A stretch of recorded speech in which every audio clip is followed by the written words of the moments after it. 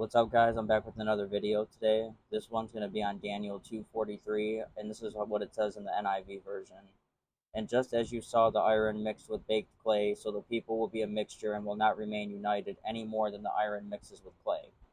So this is a detailed breakdown of that. And just as you saw the iron mixed with baked clay, so we'll break that down first.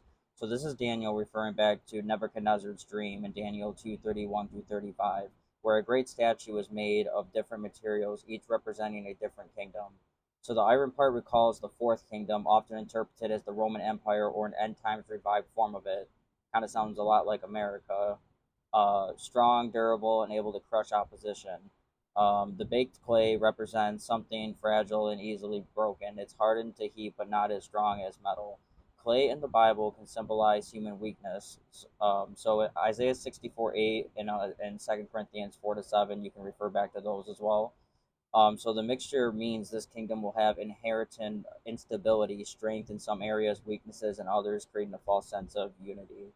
So, so the people will be a mixture. So Hebrew phrase here suggests mingling or intermixing, which could refer to political alliances between very different groups or nations, ethnical or cultural mixing that does not produce unity, forced unions, or incompatible ideologies.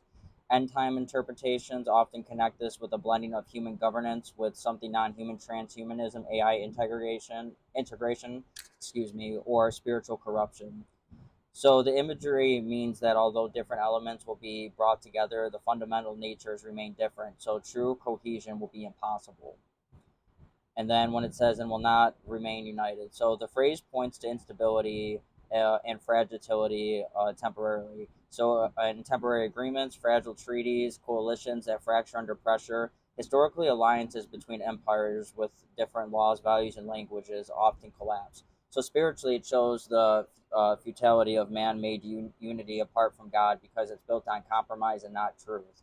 So this kingdom will likely face internal rebellion and division, meaning its downfall is inevitable. So any more than iron mixes with clay. So iron and clay do not chemically bond, actually. So you can put them together, but they don't merge into one unified substance. So this statement is an absolute. No matter how much you try, the properties of iron and clay are incompatible. So spiritually, this reinforces the idea that man's strength, iron, and man's weaknesses, clay, cannot truly coexist in harmony when they are fundamentally opposed in nature. This is God revealing that humans' attempts at forging lasting power structures without his foundation will always fail.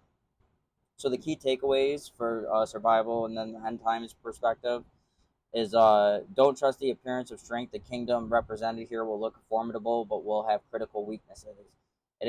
Expect instability in the world systems, alliances, and coalitions will form, but will be temporarily and fragile. And God is revealing the fall of human empires. This prophecy leads directly into verses 44 and 45, where his internal kingdom crushes the statue. So spiritually prepare. If this is the end times prophecy, believers should expect the global system to be both powerful and fractured, creating validity. So stay separate from ungodly unions. Iron and clay don't mix, and God's people shouldn't try to blend into incompromisable systems. See 2 Corinthians 6:14 for that as well. So how does this connect to AI and transhumanism? So transhumanism equals the movement to enhance humans through technology, cybernetic implants, brain-computer interfaces, and genetic modifications. So iron is the interpretation. In this interpretation, could also symbolize machines, AI, and cybernetic tech, strong, fast, and tireless. So clay could symbolize flesh and blood humans, mortal, emotional, and limited, mixing the two, merging humans with technology. But just like in the prophecy, they will never truly integrate on a spiritual level because man is made in God's image and technology is not. So this could result in a powerful but unstable global system, exactly what Daniel foresaw, part strong but part brittle. So where the mark of the beast fits in, see Revelations 13:16 through 18. So Revelation describes a global economic and worship system where no one can buy or sell unless they have the mark in their right hand or forehead. So if AI and transhumanism becomes intertwined with government control, the mark could easily be more than just a chip. It could be a digital ID linked to your body, a brain interface that controls or monitors thoughts and transactions, a biometric implant that doubles as a payment system and data tracker. This would merge iron technology into clay humans in a way that also fulfills the prophecies pictured in a hybrid kingdom. So why it's more than just tech in the skin?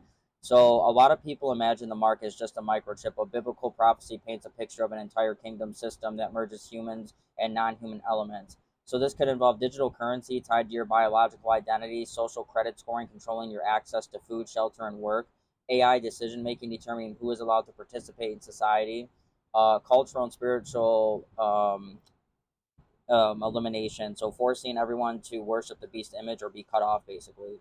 So the technology is only the delivery system. The real danger is the worldwide allegiance to the beast authority, which will be the Antichrist, which will ultimately be Satan. So why it fits the divided kingdom prophecy, even with tech enhancement, humans remain human with emotion, flaws, and a soul that cannot be digitalized, no matter how hard they try.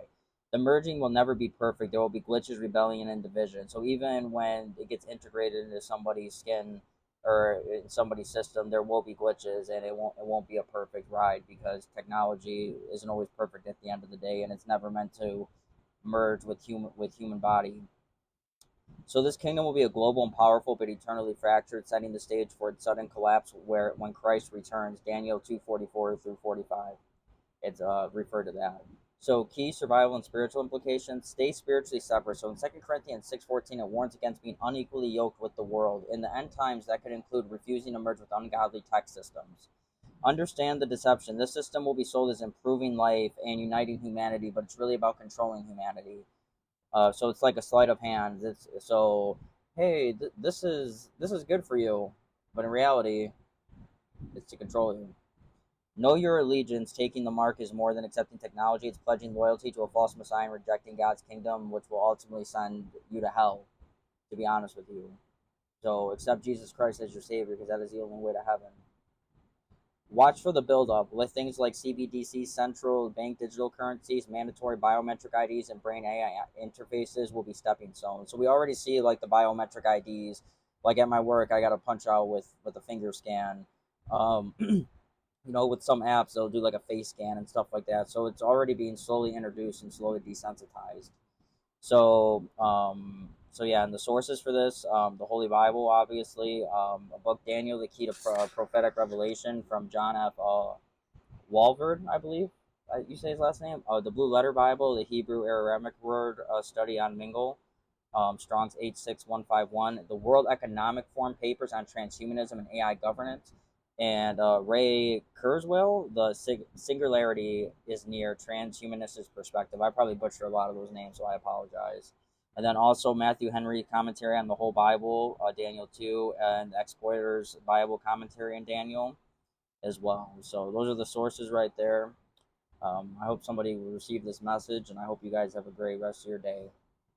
Peace.